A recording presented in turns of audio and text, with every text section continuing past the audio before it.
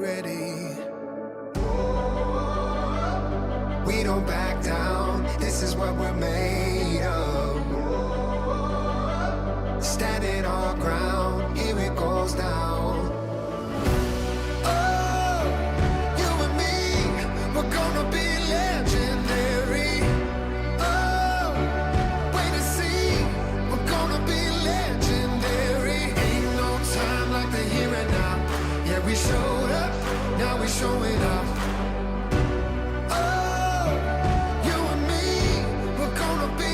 Legendary. Legendary. We're gonna be legendary. Raise up a white flag. Didn't come this far just to turn back. The curtains fall for the last act. Breaking that levee, breaking that levee. We don't back down. This is what we're made of. Standing our ground, here it goes down. Oh, you and me, we're gonna be legendary. Oh, wait and see, we're gonna be legendary. Ain't no time like the here and now. Yeah, we showed up, now we showing up.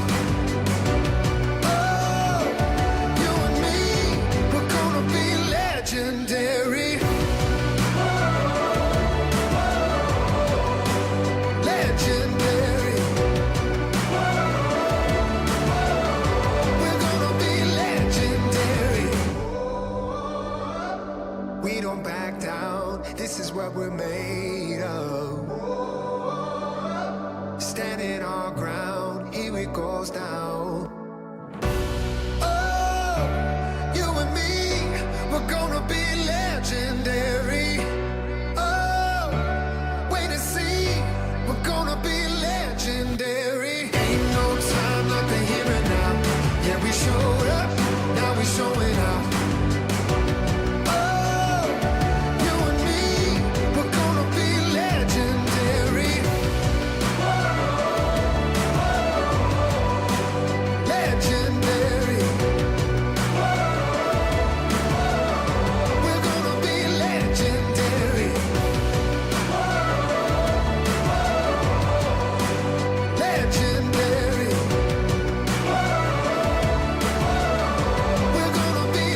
Legendary.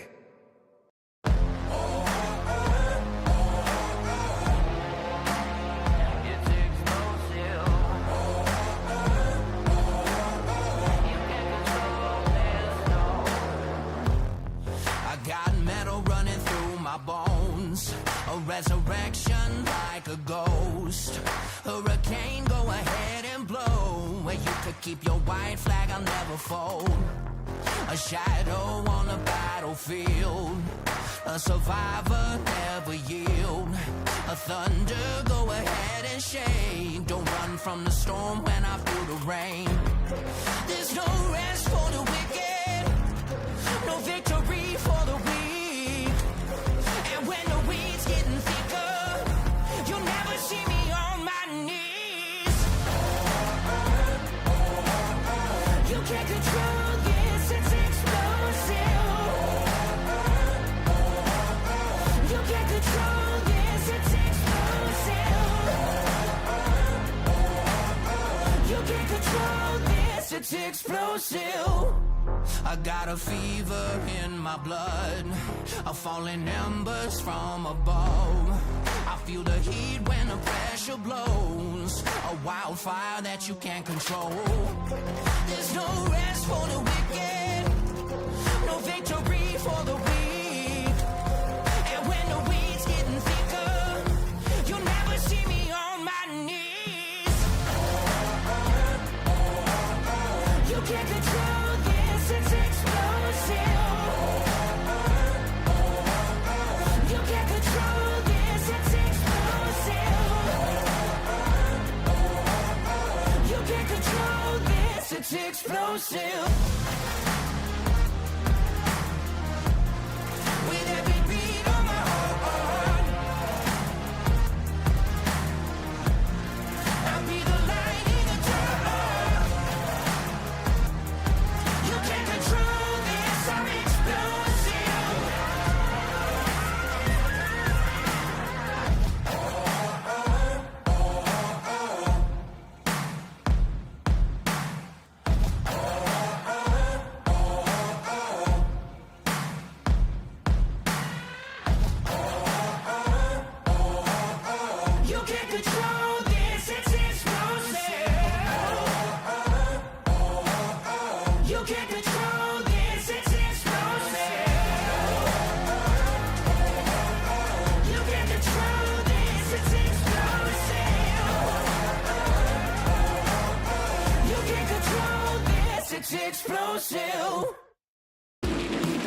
We're a racing family that you can trust on and off the track. So if you're looking for foundation repair, go online or give us a call to schedule your free inspection. If we fix your foundation and you mention Race On Texas, you will get a 1-year free subscription to the All Access Pass.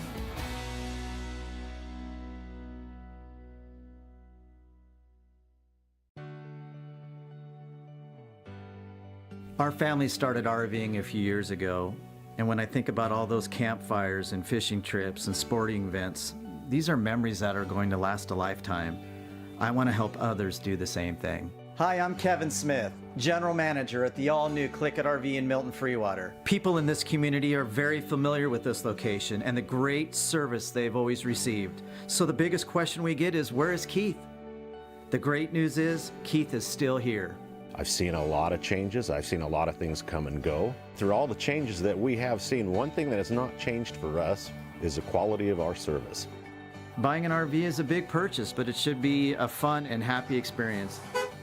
So whether it be in sales or service or parts, our mission is simple: be the best. From our team here at Click It RV in Milton Freewater, we invite you to come down and experience the difference. Racing isn't easy, but experiencing it is. iRacing puts you in the driver's seat with the industry's leading sim racing game. Drive on laser scan replicas of the greatest racing circuits from around the world. Go head to head against other drivers chosen by skill-based matchmaking to ensure competitive racing at every level. Compete across all your favorite series. In officially licensed cars, engineered to deliver the most accurate driving experience possible.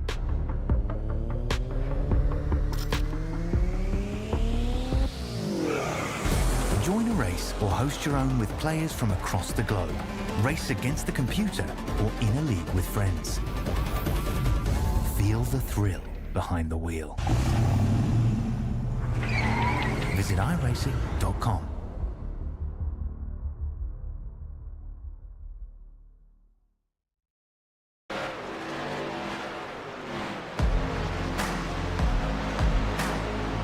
LSRTV welcomes you back to the Full Throttle Sim Racing Points Truck Series here from Avondale, Arizona, out in the desert here under the lights at the Phoenix Raceway. Getting ready to see some great action here for the 4th race of the season. Good evening, everybody. I'm Jason Rockfell alongside my color analyst and also producer, Charles Wooten, up in the booth. Man, we saw some great racing last week at Vegas. We saw some great racing back on Monday night, Charles, for the Cup Series. They are probably one of the best races, best finishes we've ever seen over here on LSR TV. Man, welcome back here tonight, and it should be a good one tonight as well. Yeah, I don't know if anybody could top that race, but they're sure going to try, I'm sure, of that. But, man, yeah, you said great race. And, I just want to say this track looks really, really spectacular under the lights. Unfortunately, we have a 0% chance of rain. We're not going to see any of that. But, hey, it means we won't have to cut the race short. I'm good with that, too. Yeah, obviously, iRacing introducing in their Season 2 build, rain implemented that was released officially on Tuesday to the iRacing community. Had the opportunity to go and run the Toyota GR86 at Sebring in the rain, and man, I tell you, that race, or not race rather, but that practice session I had was fun. Definitely going to be doing more of that, but we got some truck racing here tonight under the lights at Phoenix. Charles, we've seen some great racing here in the past. What do you think we're going to see here tonight? Yeah, I think we're going to see these guys, beating and banging a little bit. This track with the dog leg is going to make for a very interesting race because they've got a lot of real estate that they can maneuver around down there. I'm curious, are we going to go 3, 4, 5 wide possibly in the dog leg? Anything's possible. I mean, you can see it right there. You got a lot of track to work with, so you can really see some good side-by-side racing. Yeah, this track usually has been really honestly a hit or miss when it comes to the real life scenarios. We've seen some great truck races here, not so much for the championship race last year. We don't want to talk about that because that was an absolute joke. But these guys, they're clean, they're green. unlike the actual truck series from time to time, and they're out here ready to rumble. Here's Wayne Grossi. The Shell Pennzoil machine was running really good on Monday at Las Vegas, trying to see what he can do here tonight, obviously in Avondale, Arizona, and he's been really strong recently. I expect big things out of this 7 truck tonight. Yeah, I do as well, and that's one of our 2 Pennzoil trucks. The other one obviously looks nothing like this one. It is more black instead of yellow, so we'll take a look at that one here in a little bit, but yeah, we'll see how Grossi does. He's obviously not going to have the time he wants here, as he did get a little loose coming out of a corner, so that was not going to be the time. We should be looking at around 25 nines, so that one obviously a little off the pace to do that little slide. Yeah, Wayne Grossi last week at Las Vegas, finishing well towards the back, actually. The back half of the field, or rather the middle of the pack, he finished 17th. So we'll obviously see where he ends up being tonight. But as for the point standings, he comes in tonight 15th, minus 65 out of the points lead, being held by Ryan Chapman, who holds it over James Mullins by 11 points, who won last week at Vegas. He is 2 for 3 on the board, trying to go 3 for 4. Here's Brody Hanna, the Atlanta winner from just a couple weeks ago. Had a really strong truck, was able to beat his teammate Richie Coy, who is not in the race here tonight. Has some personal business to handle, been told. Some time with the wife, from what Brody Hanna was telling us earlier. So hopefully Richie, if he tunes in tonight, I hope Richie's having a good night, obviously. But Brody Hanna able to beat him. Charles, I still can't get over that finish. The fact that finish in Atlanta a couple weeks ago was by 3/1000ths of a second between the two of them. Yeah, that was just a hell of a finish for sure. And Brody, fresh off the stage win on Monday, not quite the green and white flag, not quite the black and white flag, but it was a stage win, so it is a little bit of momentum. We'll see what he can do. Right now, he is .110 in second place, so outside pole, not bad at the moment, but there are still a few more drivers to go, like Justin Diltz out on track, so we'll see what he can do. But, there may be a few that don't. Your thoughts? Qualify, don't qualify? What are your thoughts coming into this track? I mean, you can really honestly qualify. It's better to probably qualify, I'd say, just because it's so hard to pass here. And these races typically at Phoenix get really, really strung out and long. I mean, the only time you're really ever seeing a caution here is towards the end of tire runs, when you have guys mixing it up with old tires and new tires, or even that restart, Charles. You talked about that dog leg, and funny enough, last year when I first started calling the series, the first week I did was at Phoenix. I called the Mach 1 Performance Cup Series over on Nerd TV with Jeremy Stanley and Dustin Logston. And that dog leg going through there, whenever these guys tried to go through there, or even just above the racing surface, above that yellow line, again, that you can race down there compared to a Daytona, Talladega, or obviously a Daytona. Those guys were slipping, sliding, spinning out. Not so much in the trucks from what I heard, but in the Cup Series cars, that was definitely a problem when they went down there on fresh tires trying to battle with people. So might be something we'll talk more about on Monday when it's a day race, so we'll have to see. But yeah, I would definitely recommend qualifying here. It's just so hard to pass. And you see Justin Diltz right there. He's not going to climb up in the positions up on the leaderboard too far. He ends up 16th right now with a 26.506. The driver, the number 91 machine, sitting 18th in the points right now. Qualifying is getting ready to wrap up. Let's take a look real quick at the Hunt the Front TV race information. Remember, no fast repair, 100% fuel load. And by the way, fuel run, from what we were told by Tony Solari, looks to be about 68 to 70 laps. 4 sets of Goodyear Eagles behind the race wall. 3 attempts at a green-white checkered, which we used all of them last week, Charles. Could be something we will talk about. And then obviously 125 laps, the distance here tonight from Phoenix. So should be a really interesting race. Stages end at the end of lap 20 and lap 40. But Charles, we're ready to go, man. These guys are gridding up. We're getting ready for the start here of race number 4, the Phoenix 200K. Here we go. Row number 1 tonight. Tommy Schaefer won here in 2023C alongside Cody McKinney, who won the 2023A race here. So that will be an interesting matchup. Row number 2 goes to Brody Hanna, the Atlanta race winner. Nick Goebel in the One Machine, great qualifying effort for him. Row number 3, Marshall Johnson, excellent run for him. Along with Tyler Brown, believe it's the first race of the season for him tonight. Going to be interesting to see what he's got in store for this season. Row number 4, you see Michael Blackner there in the Fury Motorsports truck. Great for him. JP Burns in the number 99. And Charles rounding out the top 10. Some luck on his side. Tony Solari and James Mullins trying to go 3 for 4 this week in Phoenix. Yeah, row 6 going to have TJ Bartel in the 98 on his outside. The 42 of Kyle Milliken. And row 7 going to be Lewis Meglin in the 43. The 27 to his outside of Ryan Chapman. We'll see how he does here tonight. Been having pretty good runs. The 16 on row 8 going to be Robert Malikian, and the 91 of Justin Diltz, who we just watched qualify. Row number 9 is going to be the 8 of Kobe Mice and the 18 of Joseph McKinney.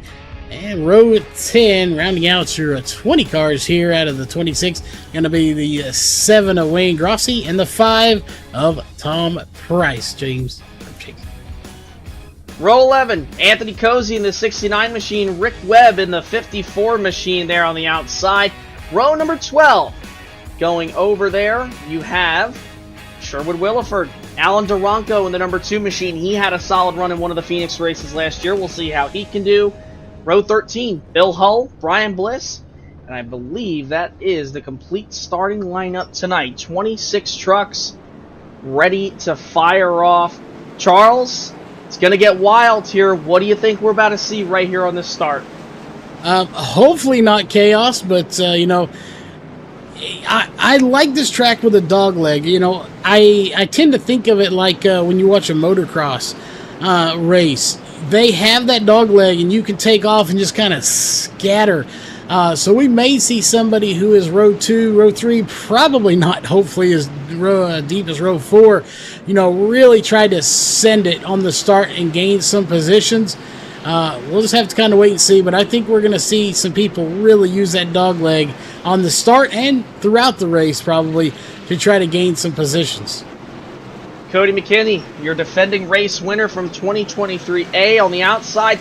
Tommy Schaefer on the inside. Won here last time we were at Phoenix. Green flag is in the air. The Phoenix 200K is underway. And just like that, these guys start to fan out going into 1 and 2. Schaefer with the race lead. Cody McKinney follows in tail. Here comes Nick Goebel. He's going to work to the outside, has to back out of it, nearly makes contact, though, with Brody Hanna as they head for turn number 3 and 4. Yeah, we're going to see who all uses the dog leg and goes down there, but so far, well, there you go. You got your front ones going down. Pretty much everybody. There are a few. That apron, like at a Kansas or Chicagoland, because if you go down there, it's so flat, you can kind of actually burn out the tires a little bit, but it's probably not as big of a deal here because they're not turning at a tighter radius and don't have such little room to work with. Remember, that dog leg, it's so wide. You can go 5, 6. We have seen in the past, in the truck series, 7 wide going through that dog leg. So we very well could see that here tonight as they wrap around turns 3 and 4. Tommy Schaefer still with the race lead. And Charles, like I said, I believe as this run progresses on, depending on how the green flag run goes, I think you're going to see more and more trucks try to not use that dog leg unless it's the pass. Yeah, I definitely agree that kind of fade off and go back up. And again, it is a good way to make a pass, so that's why we will think they'll probably still use it for that. And already, you talked about them getting a little strung out. They're not super strung out, but they are more strung out than we've seen in past races. There's not a whole lot of side-by-side. We're watching a little bit of it, but as you see, some going on for about 6th, 7th, and 8th. But again, just not a lot of a 2-wide. There's a good shot of it. They are mostly single file, and you mentioned it. It's hard to pass, so they've got to make their moves very carefully. Yeah, this racetrack usually is all about tire wear consumption, and obviously rolling around these corners and the best opportunities to pass being in 1 and 2 and then heading into turn number 3 off the corner, off 4. So really probably the only times you're going to see guys really side by side is down into 1 and 2 and probably coming off turn number 4, I would say. And if you have a good enough run down the back straightaway, you'll see guys duck down to the bottom on the entrance to turn number 3. But other than that, it's really just a tire wear game, Charles. It's kind of like what we talked about earlier, but you can really go and try to have a good race, and let's say you wreck after that first stage. I mean, you know, as long as you got those points, hey, it's not for nothing. It rewards you. The system rewards you for obviously, you know, doing really good in the first third of the race. That second third of the race, same thing. You know, next thing you know, you're getting taken out with 2 laps to go. But obviously, most guys want to see them compete and put a whole race together. But that's the great thing about stage racing. And we're obviously coming up to a close for it pretty soon here. Come around, it'll be only 3 laps to go until the end of the stage. And Tommy Schaefer has pulled away from Cody McKinney. You don't really see that too often, considering Cody McKinney was one of the fastest, if not the fastest driver, arguably last season. Already back by almost a second and 3/4. So I assume probably under this caution, Charles, when it does come, that Cody McKinney is definitely going to have to make some sort of adjustment. But he might have a long run truck. Yeah, you know, and that's what I'm thinking you're going to need. I think you need the long run versus the short. You know, you don't want to wear the tires out, because I know when I was talking to some of the drivers, at about 40 laps, you were about 80 to 85% on your tires left. So you still got a little bit of tire usage. You got a little bit left as well. But, you know, 40, when we were talking about 60 laps for the actual fuel. So you really got to save those tires as best you can. Again, I don't know how bad it's going to be, but, you know, if you're driving this car really, really aggressive, that tire wear could go up even further. So, you know, you've got to conserve, and you've got to make it last those 60 laps. Yeah, you have to conserve, obviously, with the stages ending coming up right here at the end of this one. And then, obviously, at the end of lap number 40, and then it'll go all the way to the checkered flag. But for the final time, going through 3 and 4, Tommy Schaefer trying to add some more to the resume in 2024, and he is going to do that with a stage win. He's going to pick up stage number 1, Cody McKinney second, Nick Goebel going to come home in third, Brody Hanna fourth, Tyler Brown top 5, James Mullins, Kyle Milliken, Marshall Johnson, Michael Blackner, Tony Solari, your top 10. So, Charles, not really much we can probably take away from this stage, because remember, these 2 stages are only 20 laps, and then you go from after lap 40 all the way to 125. That's when we're really going to, you know, kind of separate those men from the boys and see who's got the fastest truck. Yeah, that one's going to be the good one, and that's where we'll see the pit stop come into play, and hopefully a green flag one. That'll really show their talent getting in and out of pit road without any mistakes. So, yeah, it's really just kind of let's get through these first stages, and, you know, we'll let them loose in stage number 3. We're going to come down to the service of their pit crews right now. Tommy Schaefer picking up stage win number 1. Stay tuned. We'll be right back for the start of stage number 2. This is LSRTV's coverage of the Sim Racing Points Truck Series from Phoenix.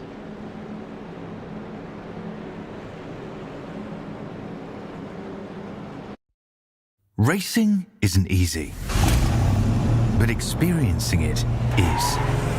iRacing puts you in the driver's seat with the industry's leading sim racing game.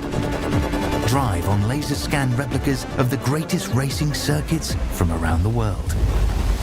Go head-to-head against other drivers chosen by skill-based matchmaking to ensure competitive racing at every level. Compete across all your favorite series. In officially licensed cars, engineered to deliver the most accurate driving experience possible.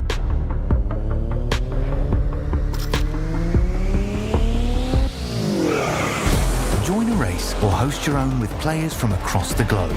Race against the computer or in a league with friends. Feel the thrill behind the wheel. Visit iRacing.com.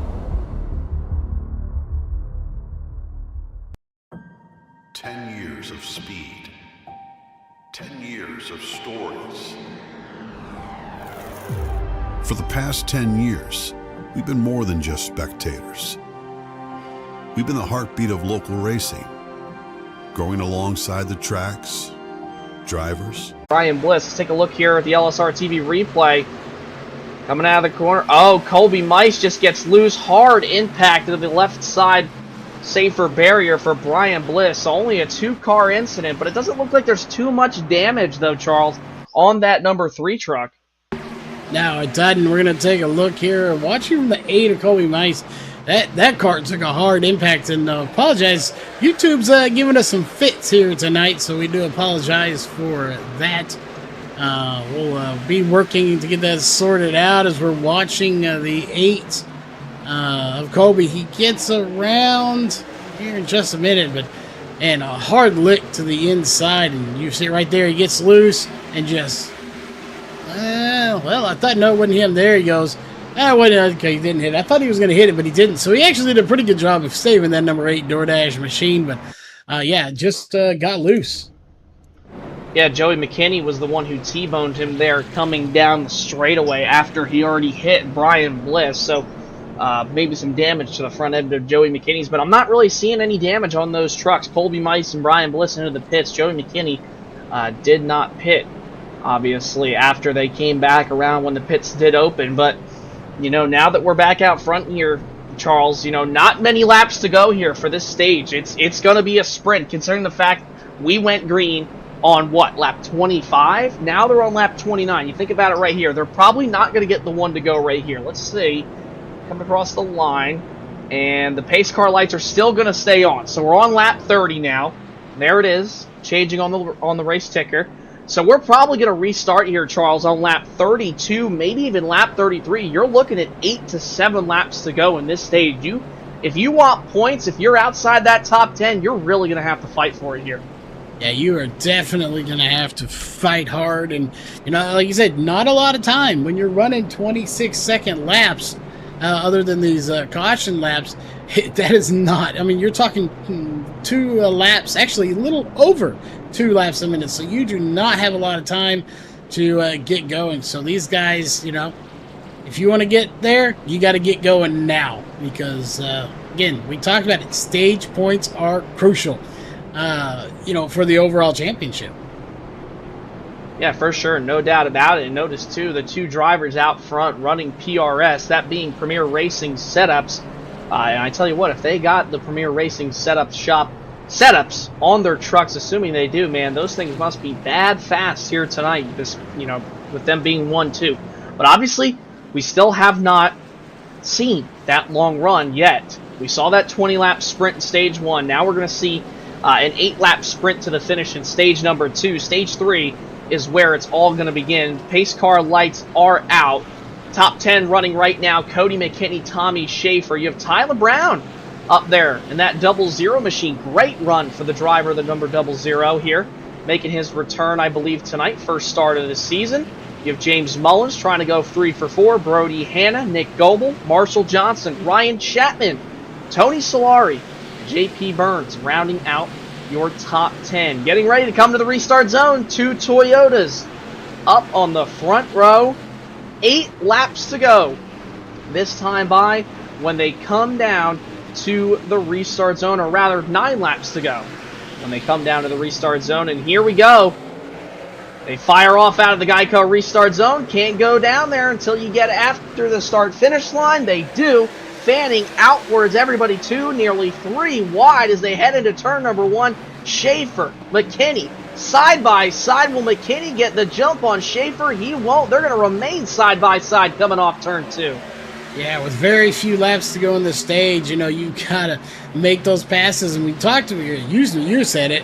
I'll second it. You've got to go down to the bottom and get those passes, and everybody's going down there. Kind of hard to make the pass when everybody's going with you. So real no advantage to doing so, but we'll see. Maybe someone will out-trick somebody and make a move here.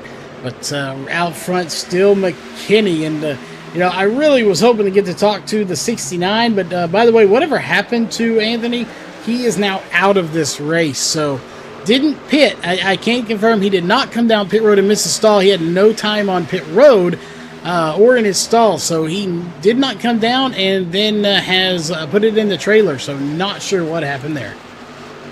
Yeah, we're going to have to find out. Oh, we got a wreck coming into turn number 1. Looks like Bill Hull, I believe, has gone around. So is Brian Bliss, and this actually very well, Charles, might end the stage right here. Brian Bliss not having a good night after having really, honestly, a stellar night at Vegas. Kind of had some moments for him, but he had a great run late in the going in the LSRTV Neon Yellow machine. I know, Charles, you love that car. He's running the Blackwater machine here tonight. Let's take a look at the LSRTV race replay, and coming down the start-finish line, heading into turn number 1. I believe it all starts with Bill Hull up here, and it does. Gets tapped in the left rear from Joey McKinney. They come down, and it looks like one truck not able to check up in time. Believe it was Rick Webb or Tom Price that got into the back of the Bliss machine there, heading through turn number 1. And Charles, like I said, I'm not too sure. Last week we had a caution come out with only a few laps to go in the stage. This very well might end the stage right here. We'll have to see what these guys do. Yeah, and, a big shout out to Brian Bliss.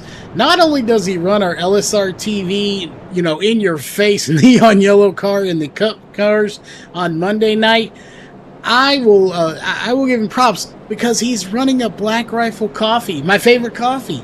I didn't even know I liked it till I had it one time. I tried it. Actually, I got it from my father for Christmas one year, I believe, and tried some. Absolutely amazing. Not giving them a shout out, but go buy them. They're good coffee. And if you like that, unless you just drink it black, I don't. I put creamer in it. Jason, have you ever had it's the Delightful Creamer? It is Hershey's chocolate with caramel in it. I actually like the Delight coffees, but I am more of a caramel macchiato creamer kind of guy. Or I buy the ones that, if anybody has an Aldi's near them, I actually tend to buy the Aldi's creamer, usually vanilla creamer, or sometimes I'll put hazelnut creamer, usually. I kind of switch it up. Sometimes I like Irish cream, sometimes I like vanilla cream, sometimes I don't like any cream. Sometimes I just put milk in it. I don't even like any creamer. I kind of really will drink usually anything as long as it's got a good taste to it, pretty much. I tell you what you got to try, though. You got to try, and I haven't seen these. I don't know if they discontinued them, but if you go to Walmart, International Delight has an iced coffee in like a juice carton box, and it's a Reese's Peanut Butter Cup flavored coffee, and it is fantastic. I definitely recommend anybody to go and get that. And I tell you what, the first thing you got to know about me is I am a sucker for Reese's Peanut Butter Cups. I just love peanut butter, period. But Reese's Peanut Butter Cups, favorite candy. So if anybody's looking to get me a nice little gift, Reese's Peanut Butter Cups are the way to go. But I did try that Black Rifle coffee. I tried the vanilla caramel, I believe it was. It was that 300 milligram espresso. And I tell you what, I did not like it. It was not my cup of tea. No pun intended, because I know it's coffee. But yeah, I was not the biggest fan, but maybe I just got to try a different flavor. Yeah, I think the one I go with is I think it's the American blend or something like that. So they have a lot, and yes, you're right. Lights are off. Yeah, they do have a lot. I know when I went to Walmart and saw them, I was looking through the flavors, but I was like, come on, what's something I want to get? I was like, I know everybody likes this stuff. I know they're in NASCAR. I was like, I got to try it. So I tried it. Was not the biggest fan. Maybe just got to get a different flavor. But like we mentioned, pace truck lights are off. Charles, 2-lap shootout to decide it all, I believe, unless they throw us for a loop and they keep going after lap number 40. But I can't see them doing that, considering the fact that nobody pitted under that last caution. So I believe we will have a staged caution at the end of lap 40. And the only reason I say that is because they've done it to us before. So we'll have to see what happens. So we're just going to really right now anticipate that there will be a stage caution come end of lap 40. But here they come. McKinney and Schaefer leading us down to the Geico restart zone. McKinney's going to kind of crowd the 29 up. Green flags back in the air. They nearly make contact after the restart zone. Look at Tyler Brown trying to make it 3 wide for a moment. Nearly got down to the bottom. Not able to keep the nose in on Cody McKinney, but as they come around 1 and 2, McKinney looks like he's going to clear Schaefer here down the back straightaway heading for 3.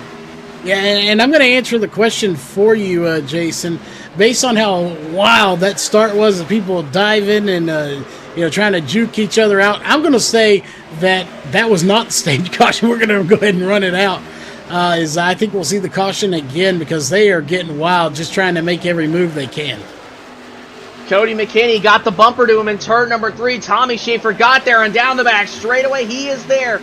Schaefer goes up to the outside though. McKinney went back to the top, and off turn number 4, Cody McKinney nearly hitting the wall. He'll win stage number 2 by just about a car length. And yes, there it is. Stage caution for the conclusion of stage number 2. Great stage racing. Glad they kept it clean there for the final 2 laps. Cody McKinney, your winner in stage number 2. Schaefer second. Brown third. Goebel fourth with a Toyota top 4 lockout.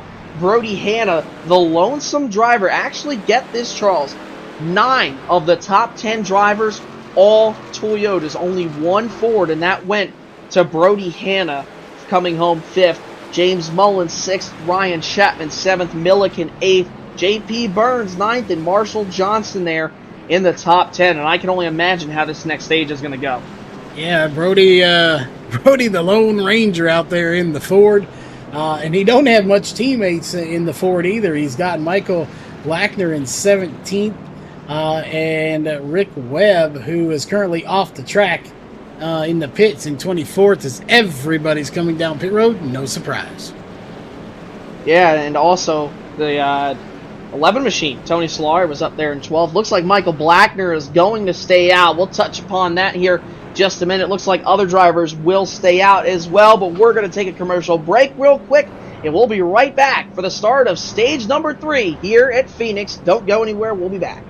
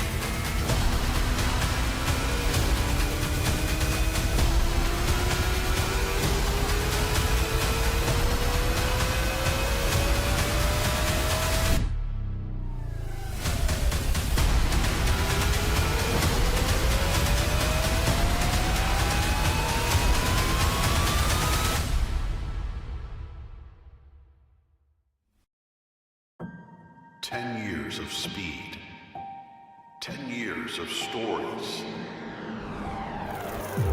For the past 10 years, we've been more than just spectators.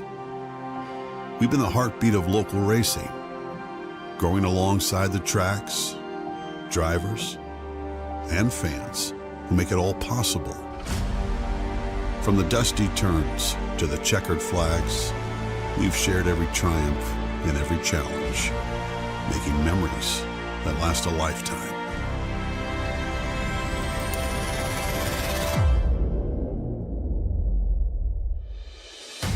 As we mark this milestone, we're not just looking back, we're revving up for the future. We are expanding, bringing you even more racing, more coverage, and more ways to connect with the adrenaline-fueled world we love. Our commitment to the local racing community is unwavering, and the next chapter promises to be our most exciting yet.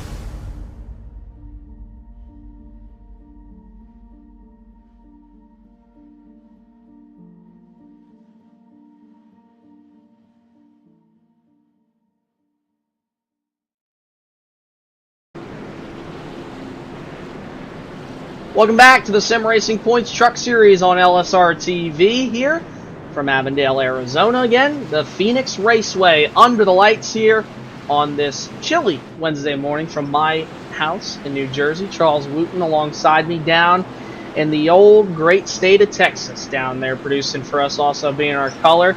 Michael Blackner, Joey McKinney, Lewis Meglin, those guys stayed out. Cody McKinney, the first one on fresh tires, so we're going to see how this goes. Final stage underway. Green flag back out in the air. Fury Motorsports driver Michael Blackner leads him back down, gets a good start. Lewis Meglin holds up the 23 of Brody Hanna, while the 28 of Cody McKinney tried to go to the top. Joey McKinney is up and into the wall. Everybody's going to try to get by him. Will they wreck? Will they not? No yellow. Everybody's screaming around down the back straightaway. Looks like they're going to be clean and green. Oh, no contact. Colby Mice sends Justin Diltz up the racetrack in turn number 3. Charles, what an eventful first lap there for our leaders. Yeah, very eventful. And by the way, we got a bit of a complaint in the chat. We were told to stop talking about coffee and start talking about Victory Fuel Energy. So, yes, it's not really a complaint. We know who it is. There is a caution out to Colby Mice. We'll take a look at the replay. We got Richie Coy in chat. We just giving him a little hard time. But no, you can get some Victory Fuel. No, we'll talk about that after this caution and just a little beating and banging. And, we'll see. Did he get loose or did he have more contact? I think he got loose right there, Charles. Coming out of turn number 2, I noticed the 8 machine. And this is not his first go-around here tonight. Had an incident earlier at the beginning of this race, and right here you're going to see him coming off turn number 2. Just gets really loose, overcorrects it again before finally he just kind of goes right around, and Justin Diltz kind of just gives him a little bit of a bumper there. Nothing intentional, obviously, but kind of funny since it's the guy he did send up the track there heading into turn 3. But you did mention Victory Fuel, obviously, and we can't thank them enough for jumping on board this season to the Full Throttle Sim Racing Series, both with the trucks, the Xfinity, the Cup Series, on here on LSRTV with broadcasting the trucks and the Cup Series. We do not ever get enough of Victory Fuel. Obviously, Richie Coy out there in the chats. Richie, we miss you, man. We hope to see you again, come this weekend possibly when we're all hanging out or something. Or even on Monday when these drivers take on the Phoenix Raceway for the Mach 1 Performance Cup Series. And if you go to drinkvictory.com, check out the Victory Fuel electrolyte flavored water. They have Throttle Punch and Lemon, and you can use KOI19 at checkout to save 10% off your Victory Fuel order. And Charles, like I said the other night, man, I tried that Victory Fuel Throttle Punch courtesy of Dustin Longston for giving me a 4-pack of that stuff. Drank them all. Man, that was some good stuff. And I tell you what, in the morning compared to an energy drink, I needed a little bit of a pick-me-up. It might not be caffeine, but it's hydration water. It's got electrolytes, your daily vitamins, good flavoring, not too much on it, a little bit of sugar. It was just perfect. And man, I drank that whole thing in probably less than 5 minutes. Yeah, I still need to pick me some up, and I found the perfect time, we go out there and not to bring up RC car, but I do race RC cars. So, you get out to some of these races that take a couple of hours, during the weekend or sometimes the one-offs during the week. And, the best time to run the nitro RC cars we run is during the summer. And in Texas, obviously, it can get up to, 80, 90, 100 plus degrees, and it would be nice to have some hydrating water. And by the way, we just had a power flicker here at the studio. Luckily, we do have a 22 watt battery backup, so no harm done.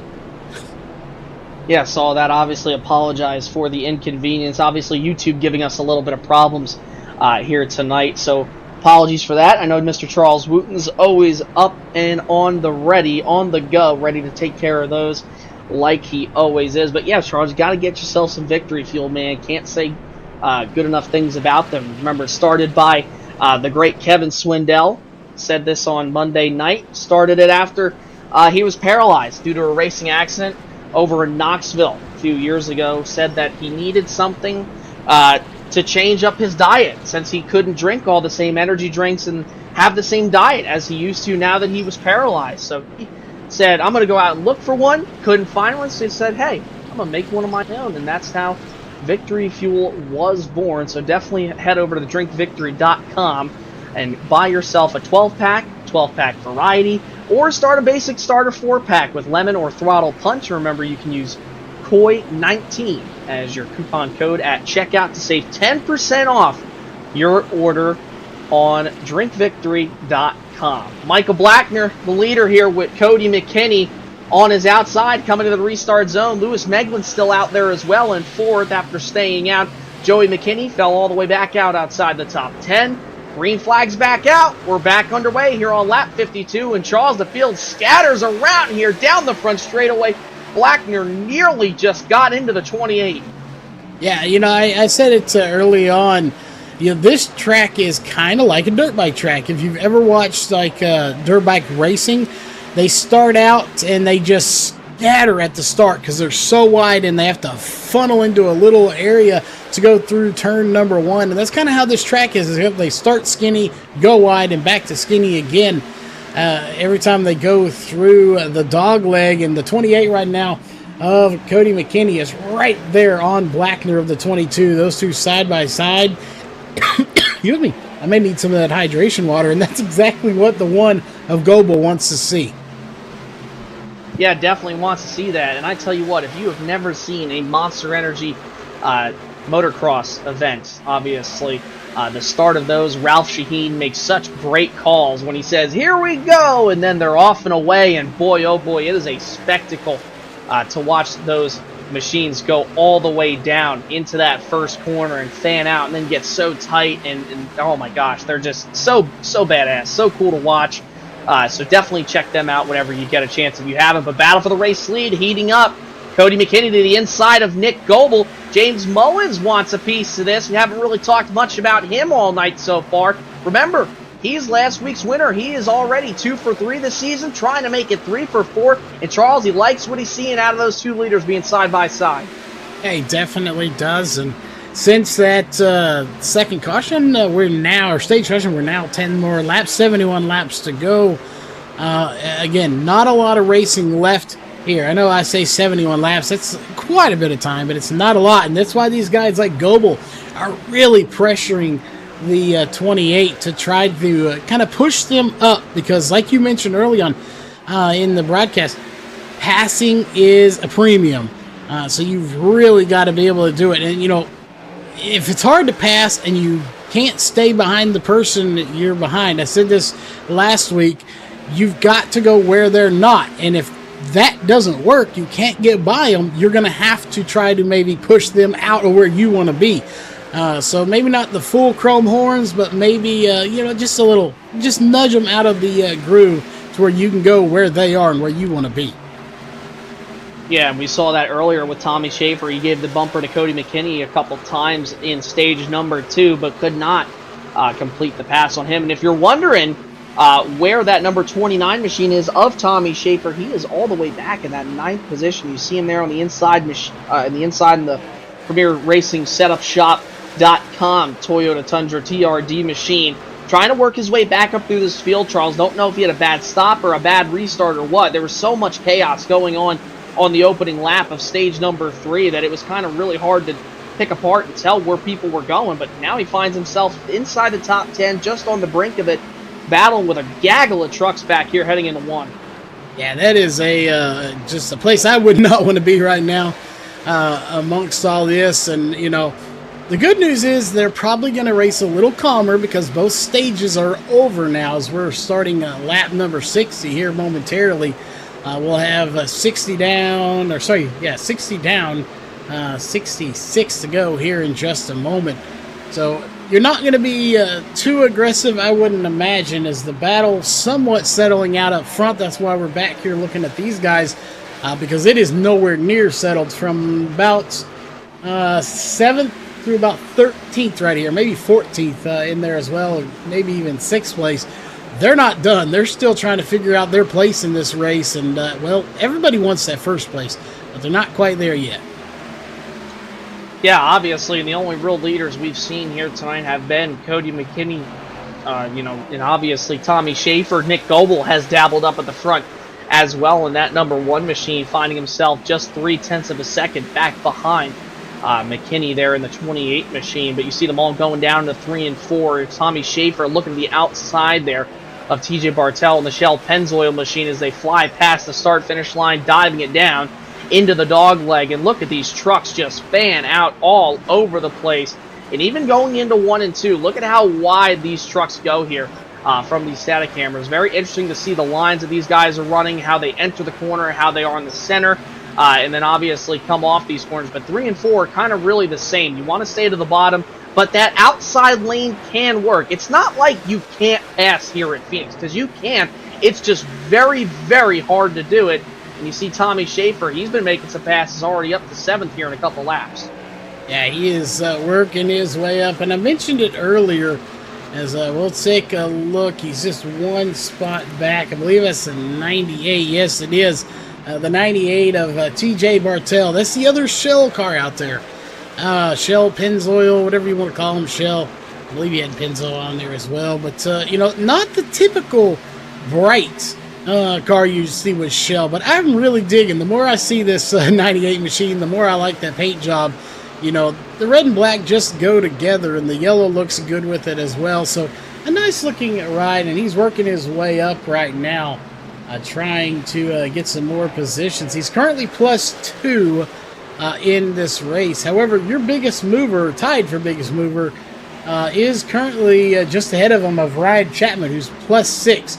Nobody, surprisingly, Jason, is in double digits on the upward move. Yeah, it just goes to show you how much passing is definitely a premium, like you mentioned, Charles. James Mullins up 7 spots from where he started as well there. Still in the third place, but obviously if he gained just 2 more spots, it would only be +9 from where he started. So we're not really seeing the drivers who started mid to back of the pack get up into the double digits.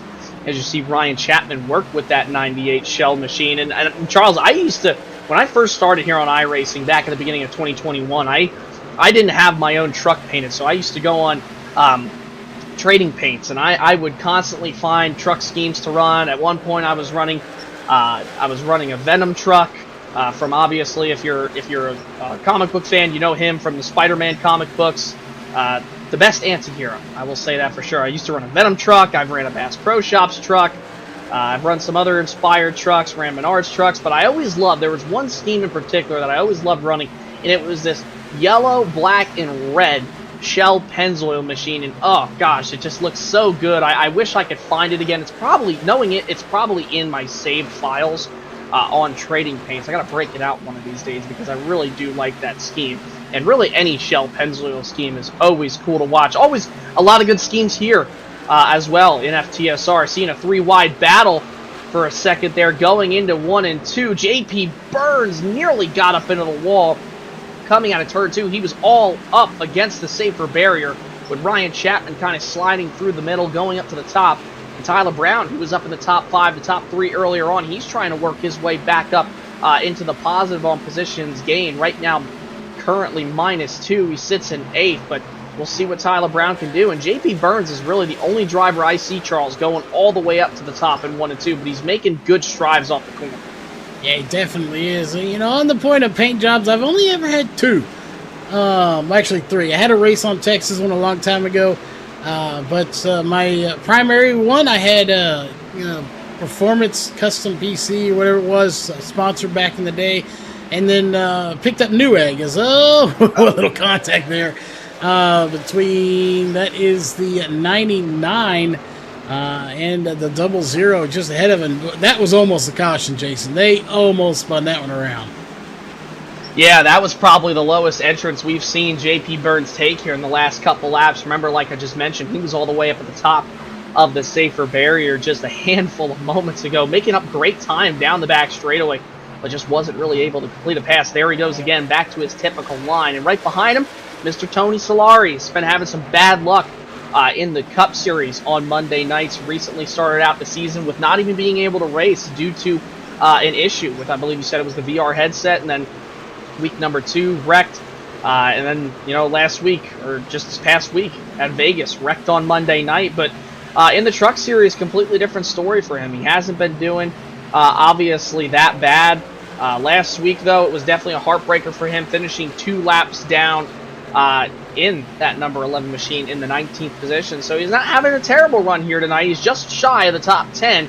We'll obviously see what Tony Solari could do, because he could definitely use a good break. I know that for sure. Yes, Solari definitely needs this run.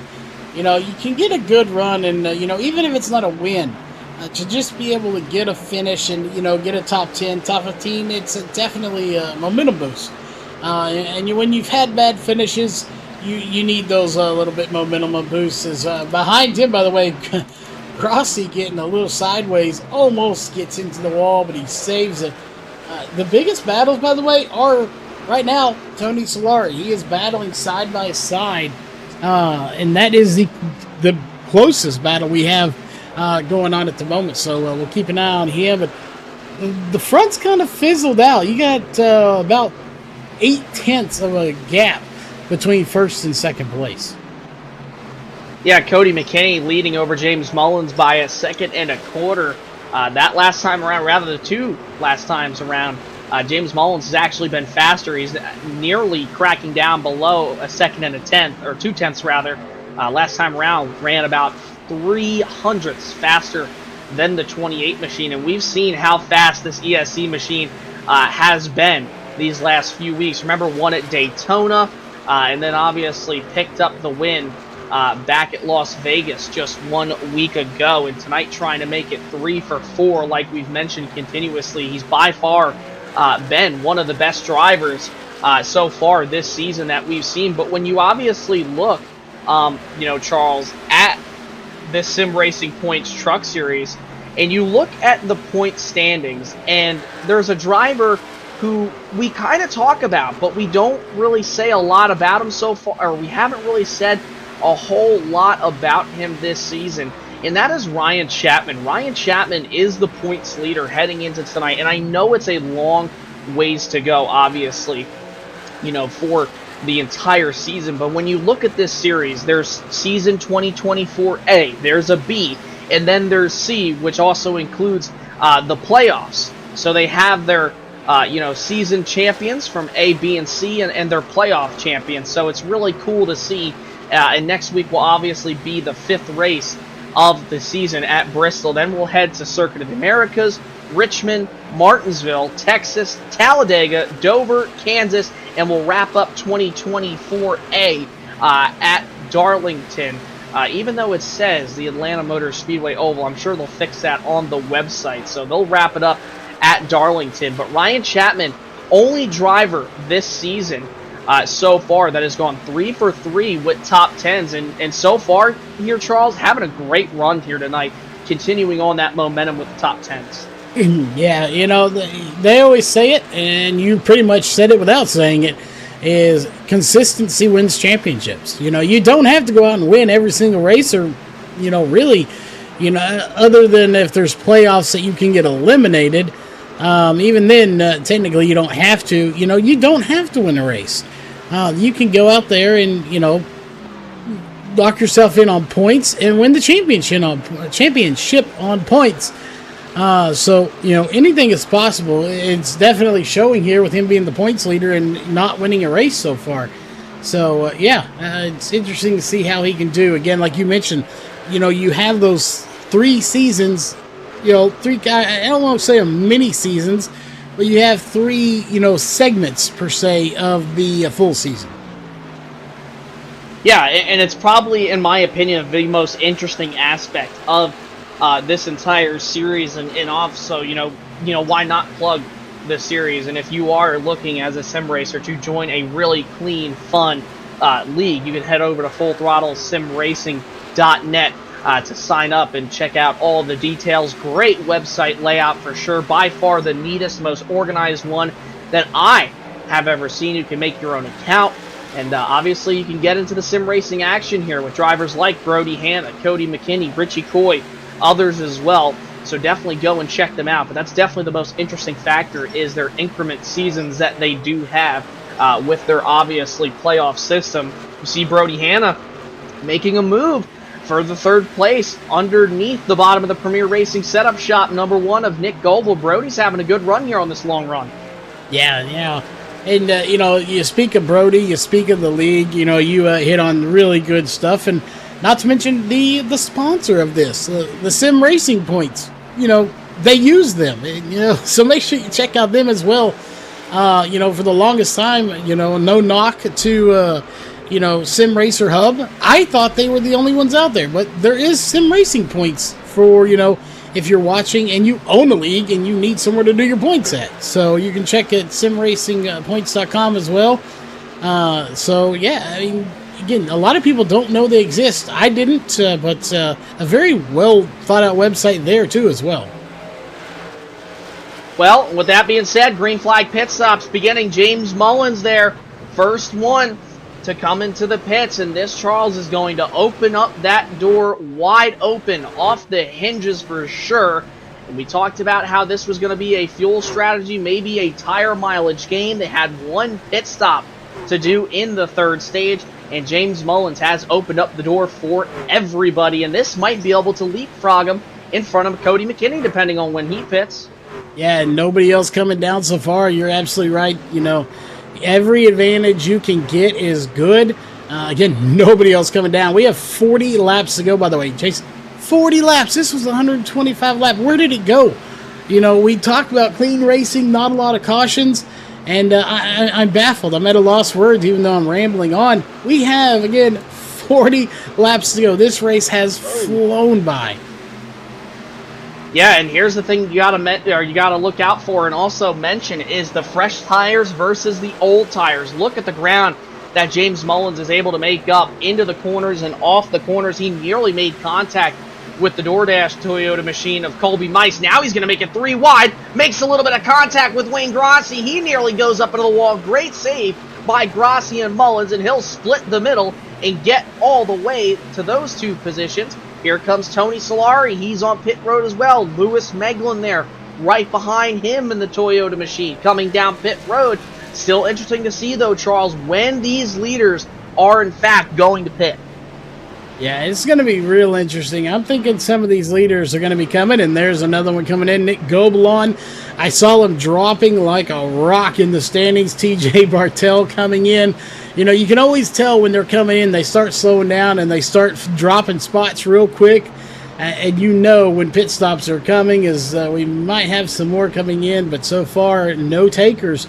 My question is, when will somebody like McKinney, Hanna, Schaefer, Chapman, when are these guys going to come in? It looks to me like they're going to stretch it as long as they can. Yeah, I would probably expect them to pit here within the next 5 laps or so, just because everybody is now coming into pit road. Marshall Johnson, Robert Malikian, who we haven't talked about. Oh, and this is going to change up everything. Talked about those old and new tires. This could have been an incident, and for those drivers on pit road, boy, if you are a lap down, it is going to be trouble. And boy, oh boy, does this flip this race completely upside down. And I believe James Mullins is probably going to be a lap down, one of the guys we looked to see if he can make it. And just like that, Charles, caution out on the racetrack. This will flip this race completely upside down, and we'll get a replay here in a minute. Yeah, and this one's going to be a tricky one. We're trying to figure out who the caution was on. We're thinking it might have been Brian Bliss, but we had, about 10 cars on pit road at the same time doing slower speeds, so not exactly sure who the caution was on, trying to figure it out, but I'm thinking it was Brian Bliss because he has not been on, and no, it wasn't on him, so not quite sure who the caution was on, but again, we had so many people that were under speed at the time that not sure who the caution was on. However, we do have a bunch coming down pit road right now. Yeah, I believe it was coming out of turn 2 is where the incident took place, just if I could only imagine due to where the caution flew at the time when, obviously, Brian Bliss passed the start-finish line. So probably another incident coming off 2 down the back straightaway like we've seen all night long with Colby Mice and also a few others. But yes, this definitely flips everything upside down. Robert Malikian, Marshall Johnson coming down pit road. This time Malikian again on pit road, and Tommy Schaefer picks up the race lead. And this, like we said here, Charles, just flipped this race completely upside down now. Cody McKinney, who was your race leader, I believe, at the time, is now all the way back in the 13th, probably going to be outside the top 10 here in 11th or 12th. This race just got really interesting. The guys who we have seen at the front, they're not really longer there. Besides Tommy Schaefer, you can make an exception for Brody Hanna, an exception for Tyler Brown. But everybody else, this is kind of their first time within reach of this lead all night long that's in that top 5 to 6, 7 bracket. Yeah, they are, with only about 30 laps to go when we get the green flag as well.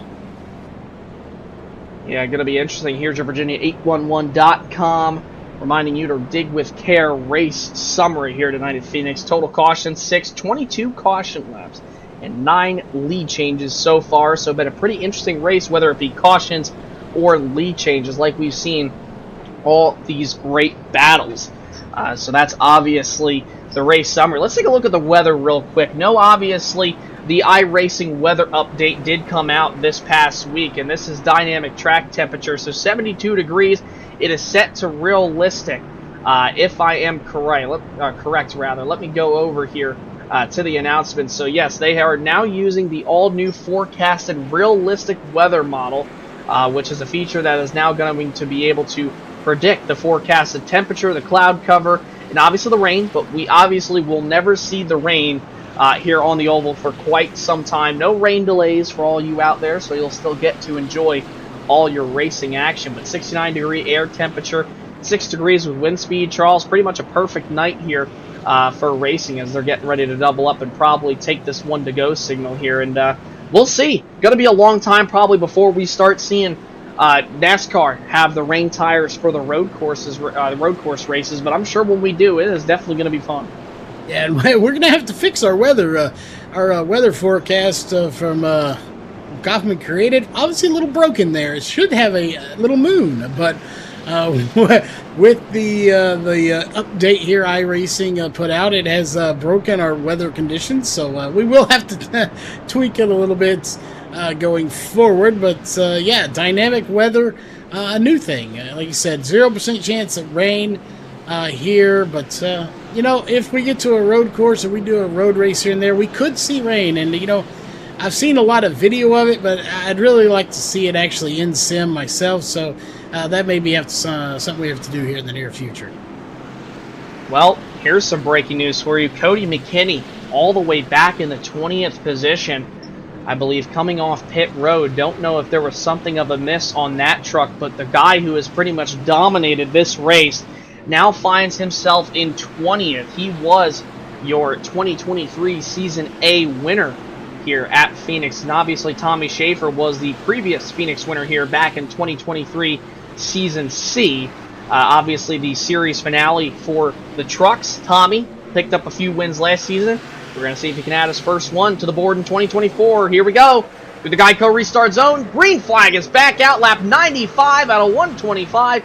Schaefer leads them back down with Brody Hanna on his outside. Schaefer will swing down low. He'll come back up to the top while Ryan Chapman tries it out for himself there in the Martin Sports Machine coming off turn number 2. And he has got a great run. Gets really loose down the back straightaway heading for 3. Yeah, this is go time. We talk about how fast the laps are going away. I would say when we get to about 25 to go, it's definitely go time. As these guys know it, they're starting to ramp up their moves to the front. They're getting a little more aggressive, but still having a nice, clean race. Everybody's chasing at Schaefer right now. Chapman, Hanna, Brown, Blackner, everybody back there just really trying to ramp back it up. Straight away. TJ Bartell up and into the wall. I believe James Mullins was involved in that one as well. Brian Bliss, another wreck for him tonight. Saw some calamity going on off turn number 2. And TJ Bartell hit the outside wall very hard coming off the corner. We're going to take a look here at the race replay on LSRTV. And Charles, we all saw it fold out down that back straightaway in the distance. What happened coming into turn 2? Yeah, we're about to find out. It's unfortunate for Brian Bliss. As you see, I know there was contact right there. A little bit of contact, just ever so slightly. Get together and then more contact. So, The second contact is just really trying to avoid the first one. And I want to go back. We got to look at the 3 of Brian Bliss. I'm not really sure he actually hit anything here. He did a little pirouette spin thingy, but I'm not convinced he actually hit anything, Jason. Yeah, we're about to find out. I did see that Cody McKinney had some damage to the front of his truck right there, but he also got more damage there on the back straightaway, got involved in it while trying to go low. Here is the replay, and it looks like this 3 machine just starts to kind of check up. Oh, and it looks like the 51 machine just runs right into the back of him. That's Bill Hull, and the 3 was touching the 98 there when he spun around, pirouetting like you mentioned, Charles, and that just took out a good majority of trucks who were really contending for the win tonight. James Mullins, also the 28 of Cody McKinney, and that's going to bring us out under another caution here tonight. Well, before we get back going green again, we're going to take our last commercial break for the evening, and then we'll bring you all the way back for the finish. Tommy Schaefer leading in Phoenix, but will he stay there? We're going to find out. We'll be right back after this.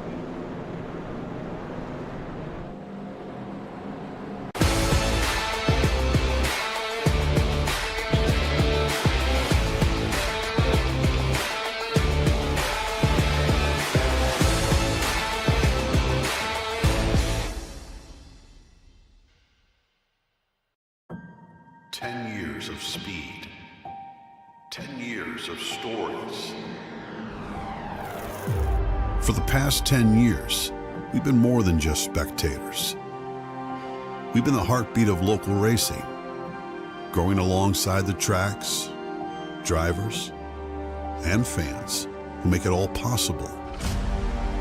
From the dusty turns to the checkered flags, we've shared every triumph and every challenge, making memories that last a lifetime.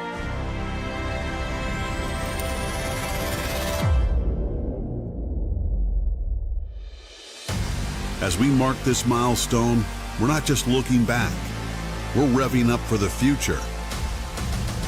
We are expanding, bringing you even more racing, more coverage, and more ways to connect with the adrenaline-fueled world we love. Our commitment to the local racing community is unwavering, and the next chapter promises to be our most exciting yet.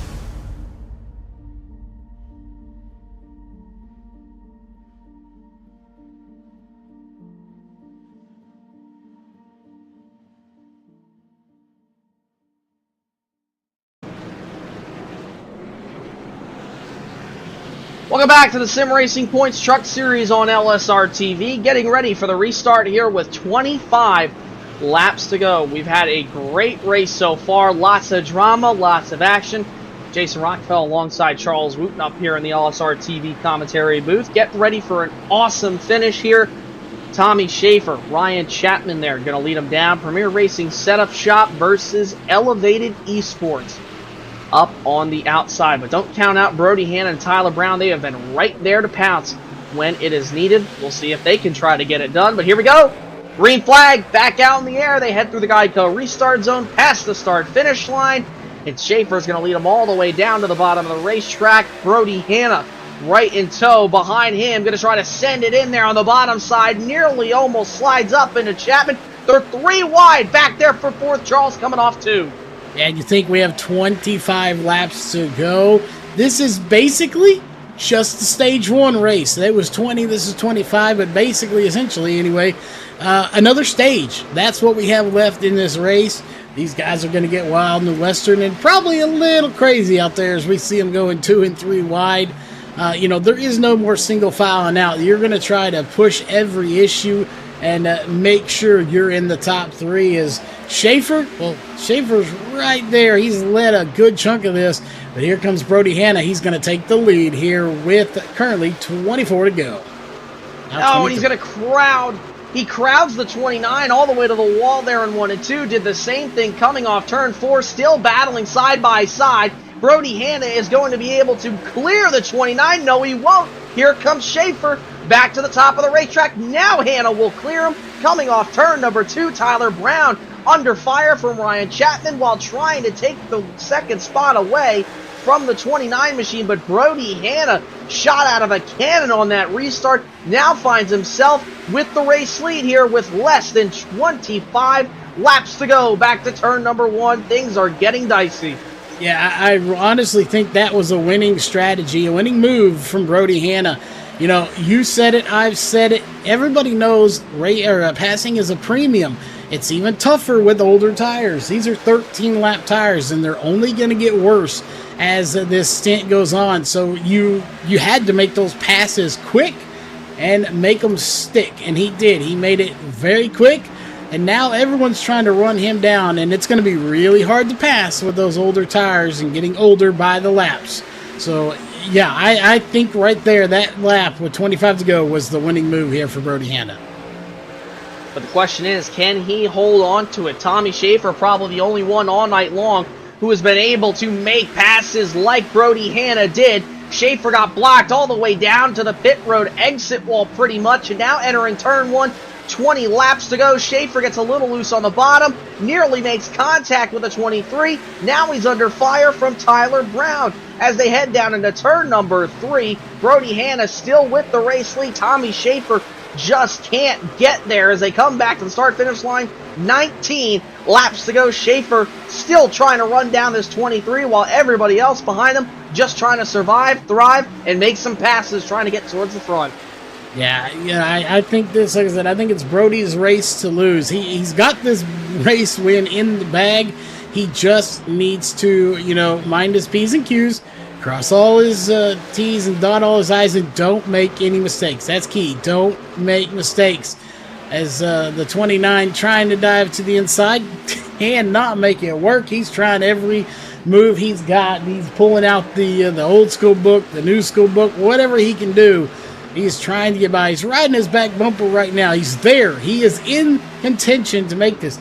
I'm not going to count out Brown or Chapman, though, because we've seen it time and time again. These two, something can happen. They can get together, and, neither one of them wins. So it's not over till the fat lady sings, and, well, she ain't singing for another 17 laps, Jason.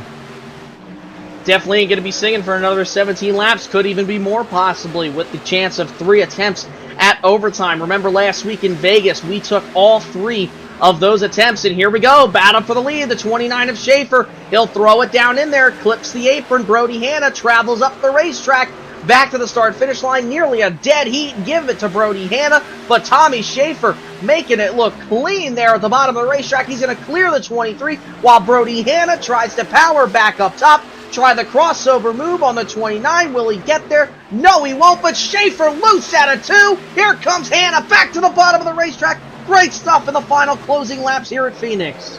Yeah, this race, very well could come down to what we were talking about, mistakes. Who makes the least?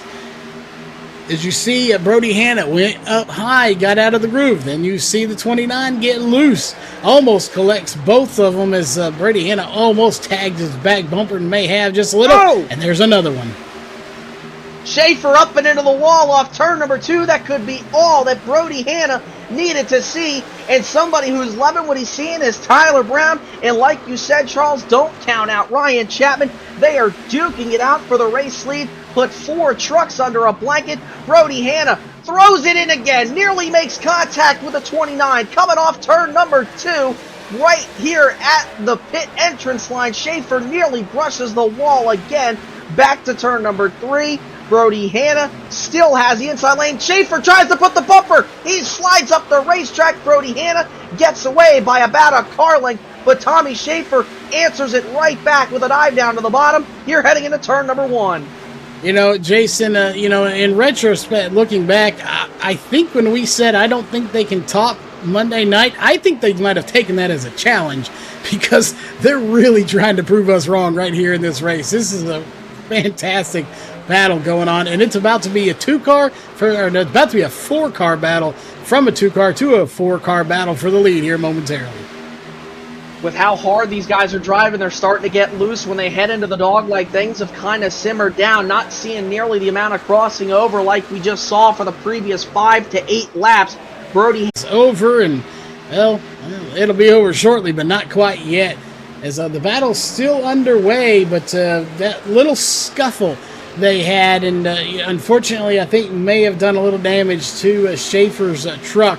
It's just not being able to keep up with Brody Hanna, or, it's very possible he really scuffed those tires up beyond, repair. He's just not able to get there. Even diving to the bottom, Brody Hanna's pulling away now. So whether it was damage or tires, I think it may be all for nothing here in that 29. Not counting him out yet now with 9 to go. He's going to make a last-ditch effort, I'm sure. But Brody Hanna is really pulling away. You see Tommy Schaefer trying his hardest to dive it down to the corners, but just keeps getting too free off turn number 4 and off turn number 2. Back to the start-finish line. 8 laps to go. It's not over. They are still right there with one another, getting ready to battle. Remember, the 2022 Cup Series, or not Cup Series rather, but maybe it was the Xfinity Series back in 2021 or 22.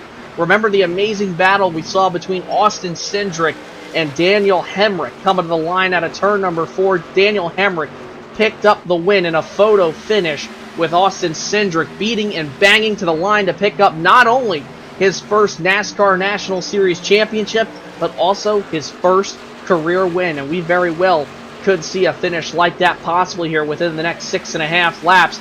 Lap traffic going to play a factor possibly as well. Tony Solari goes all the way to the top, lets his teammate by, slides up off the corner. 6 laps to go. I mean, Charles, what more does Tommy Schaefer need to do? He at this point, I think, like I said, I don't know if it's damage or it's just tires worn out from them battling. He's going to have to, what do they say in the dirt world? Lick a stamp and send it. I think that's his only move here. If those tires are shot, and it could very well take out both cars, so he may not even attempt it. The last thing you want to do is take out the leader trying to win the race. So, we've seen Schaefer race. That's not seems to be his style so far. So, he's good, but he's going to have to do something. I think it's a last-ditch effort and just send it in. But if not, with 5 to go, he may just be content with a second-place finish, because that is, nothing to shake your head at. That's a good finish. Charles, as a fellow iRacer, I will tell you, these guys are never satisfied with finishing second when the win is right in front of you. And Tommy Schaefer's got 4 laps to do that now. The gap 4/10 of a second. He closes up on the corners, but loses time on exit. He might hit the wall here coming off 2. He nearly brushes it now.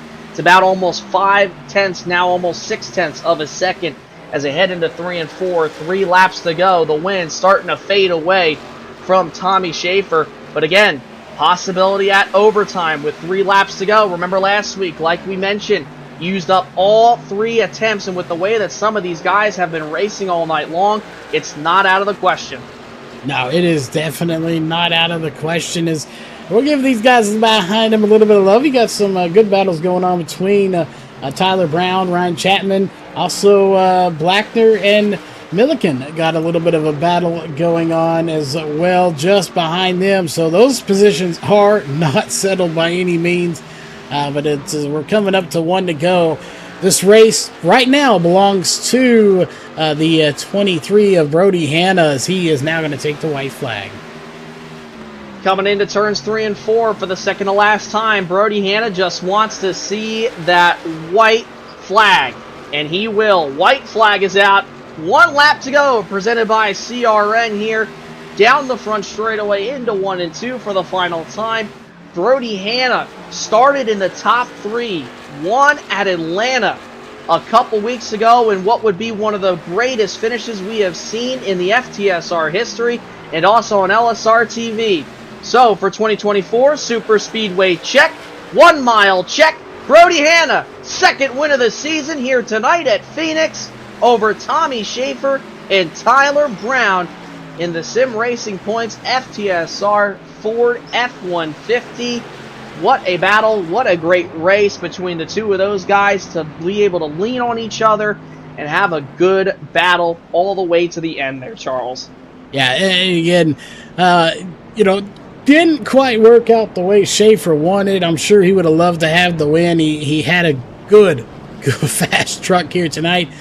But whether the tires just got worn out and there was a little bit of damage to the truck, It just wasn't his night, but still a good finish in second place. But Brody Hanna, what tires he have left are probably about to get shredded here as he does a little celebrating. And he's going to do a little bit of celebrating, definitely deserving, because he just beat one of the best drivers all night long to pick up his second win of the season here tonight in the desert under the lights. It was cold out there tonight, and boy, oh boy, Brody Hanna was definitely icy with it on that final restart.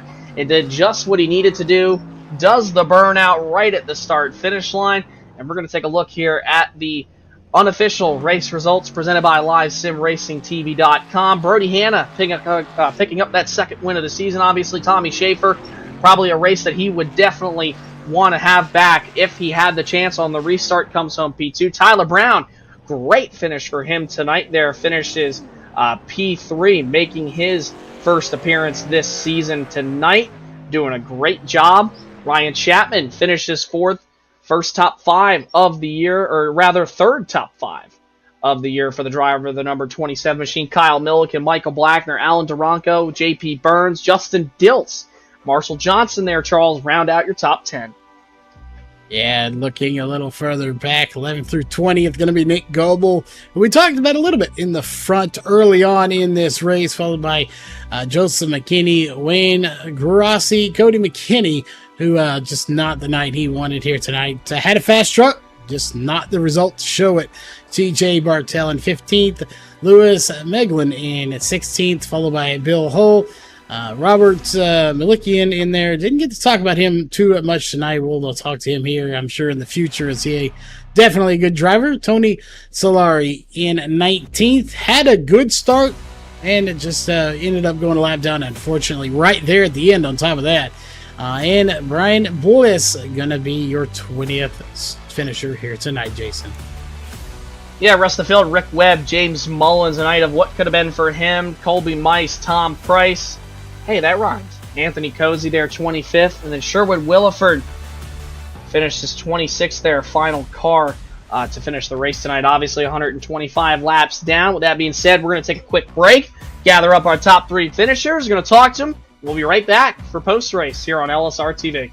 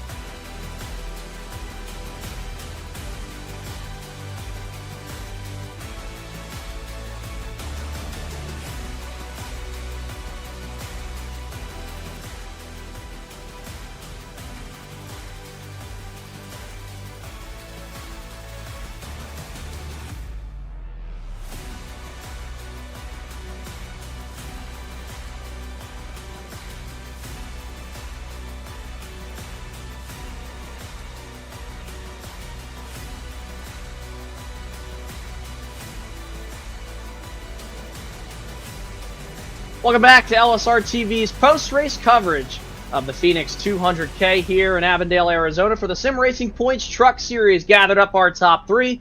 We're going to talk to them, starting with Tyler Brown in the 00 machine. Tyler, first race of the season here tonight. As far as I'm concerned, man, you put on one heck of a show there. Really fast all night long inside that top five. Just take us through your night.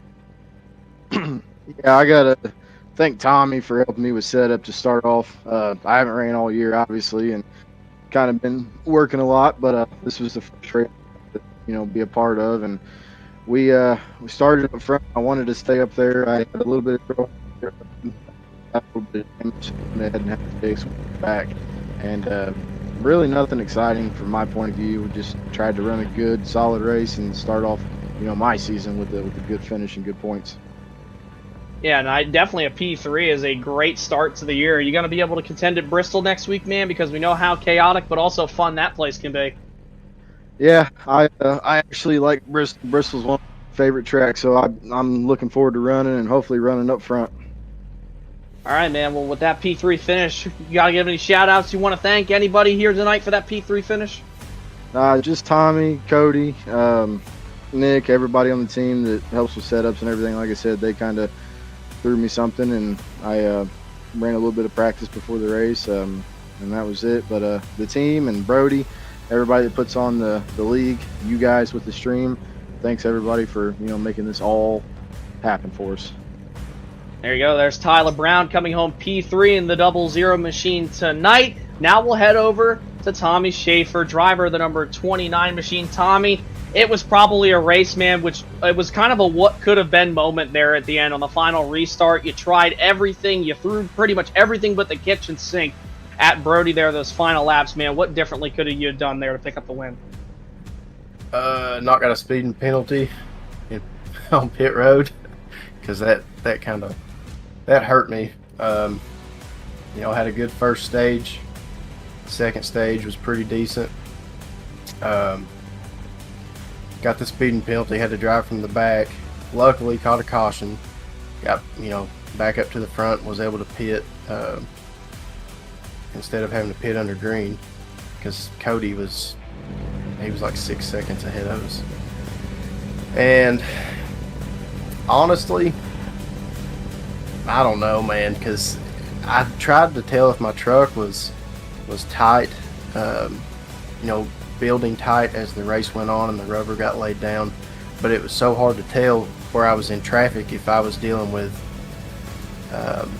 the dirty air or the rubber on the track or what was going on. So if I could have made a little bit of an adjustment on that last stop, I might have been able to get around Brody, but I mean, he bad fast truck on his part, and he ran a hell of a race, and it's all over now. I can't complain about silver though. I just had to drive from the back. Yeah, I don't blame you, man, but I tell you what, as a fellow iRacer, it does definitely suck when you can see the win right in your hands, and obviously coming home P2, you want to get that one spot better. But obviously you guys head to Bristol next week. As far as I remember last year, you were pretty decent on the short track, so how do you feel about as a team and yourself going in there to Thunder Valley next week? I think we feel pretty good. I think we'll have something for it. It's just trying to stay clean, and I know it doesn't necessarily mean a whole lot there, but if you run up somebody's hind end and you lose RPMs in your truck, then there's nothing you can do anyway. So we'll just try to take it one race at a time, and glad to be getting into some tracks that we can actually race instead of all these drafting tracks. I know Vegas ain't necessarily a drafting track, but it is in these trucks, and it sucks. Yeah, I don't blame you on that one. Now that obviously we're coming up to some of those real racetracks. So, man, with that being said, second place tonight, anybody you want to give a shout-out to or thank tonight? Yeah, want to thank PRS, Premier Racing Setups, for my setup tonight. I know it was an old one, but Andrew always does good. Roasted Gems Coffee.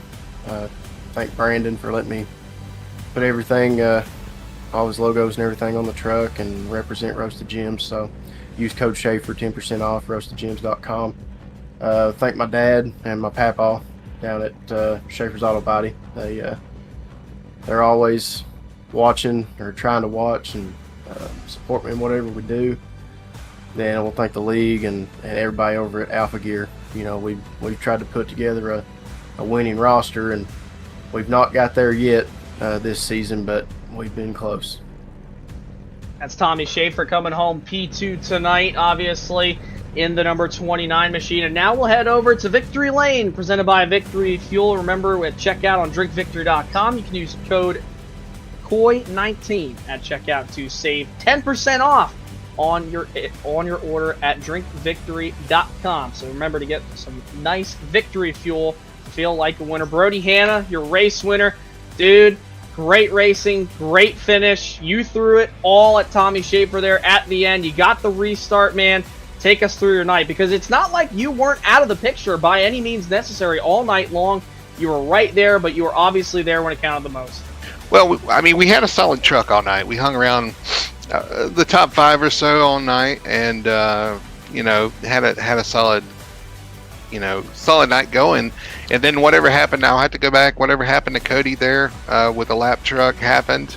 Nick pitted early. A lot of those guys just had issues. Tommy, with his speeding on pit road, just had issues around that kept they kept falling off, and so I come to the last restart, and it's me and Tommy up there pretty much, and I'm thinking, well, I just run as hard as I can. I felt like we had a long run truck, a good long run truck, but I didn't know if 25 laps was going to be enough for it to show up, and just tried my best to hang on there. I got to give Tommy props, man. We raced our guts out there, and I know it sucks to finish second. Trust me, I've been there and done that too. But maybe when we look back on this in a couple of days, that was some intense racing. I gave it everything I could to Tommy, because he was bad fast, especially early on, and just trying to hang on. So props to him, to Tyler, to James, everybody that was racing up there. Ryan, it was a great race up front. And how do you feel about Bristol going into next week? Obviously a half mile, but a short track, and that's kind of what Phoenix is. I know that they're basically two polar opposite type of racetracks, but is there anything that you feel like you can take from Phoenix going into Bristol next week? I think we've got a good setup for Bristol. I think I won Bristol last time we were there, or last year at one point. But we kind of snuck in there with some new tires. It can be chaotic, but it can be a great race as well. I've had good finishes and bad finishes there. We'll see how it plays out. It just depends. I mean, you go in there and you could be in the penthouse, you could be in the outhouse. It just, anything could happen there at Bristol. And who do you got to thank tonight for obviously this awesome victory tonight? Second win of the season for you, my man. Well, of course, it's sponsored by Victory Fuel. Got to give those guys props for sponsoring Victory Lane. That's awesome. Again, Koi 19. If you want 10% off on your orders, drinkvictory.com. Check it out. We've getting some good reviews on Discord too for some of these guys trying it out. Good news to everybody in the race tonight. We'll have another giveaway. We'll be giving away the winning Victory Fuel to somebody in tonight's race that hasn't won it yet. So looking forward to seeing who ends up with another case of Victory Fuel, because I've got mine. And got to thank you guys for doing the broadcast for sure. LSRTV, hell of a job. Great quality. And you guys just knock it out of the park every week. So appreciate that. Got to thank everybody in the race tonight. Had a pretty decent race, a little rocky at the beginning, but pretty good racing all the way through the field from what I've heard. So that's awesome, because this track can be tricky. And again, got to thank Tommy and Tyler and James and Nick and Cody, all the guys that were up there racing clean but racing hard. And that's what makes the league go around, man. It's those kind of guys. So got to thank everybody out there tonight. Definitely got to thank everybody, and obviously y'all put on one heck of a show for tonight here on LSR TV for the Sim Racing Points Truck Series. Brody Hanna, your race winner from Fury Motorsports in that Sim Racing Points FTSR Ford F-150. Charles, another night where we're pretty much out of breath towards the end of this race, man. Still no disappointing races by any means this season. What a race here tonight. Yeah, we say it every week, and we're not just trying to make them feel good. They just have good racing. They've had it every single race so far, and I don't see there's any reason they're going to let us down. I think it's just going to continue to be good every single week. Definitely going to be continuing, obviously, the great runs, the great races all season long. You can find us next week from Thunder Valley in Tennessee, obviously at the Bristol Motor Speedway, the world's fastest half mile, the last great Coliseum. Should be one to watch. That's going to conclude our broadcasting coverage here tonight on LSR TV. Want to thank everybody involved, FTSR, Brody Hanna, Victory Fuel, everybody that's a part, obviously, iRacing.